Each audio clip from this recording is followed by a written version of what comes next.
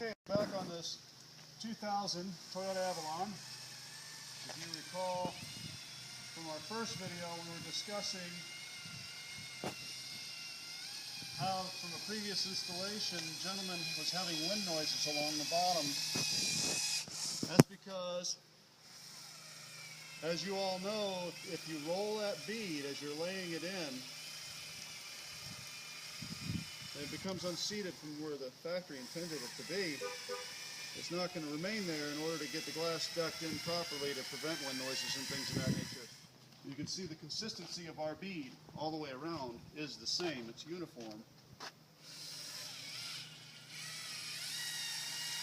And it's equal to the height of the roof line, an A-pillar structure, which is typical on most any flush mount system. Now, uniform beads applied, it's tooled in, and we're ready to set our glass. This setting, you see as we're setting the glass into the tool, if you want to show the other side, you'll see that we're far away from the urethane. We're not attaching the urethane anywhere. As we get over the vehicle where we want it to be, we bring the glass down, we line ourselves up as we go, and you can see I still haven't even hit the bead. But I'm getting close to making contact at the bottom now. It's starting to make contact. All right, I deck it at the top. Get it where I want it on this side.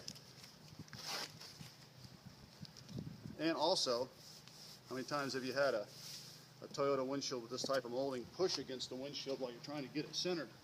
It's not going to happen because your Rolladeck tool is keeping the glass from slipping until you get it placed. Okay. The molding is nice and even, uniform. It hasn't been pulled off anywhere. It's nice and centered. Everything's good. So now we're ready to remove our Rolladeck. You lift the hood. You can clearly see under the hood the Rolladeck tool in proximity. We have a single drop on this one. The glass is probably a little over a ½ inch, maybe 5/8 suspended above the urethane or above the bead.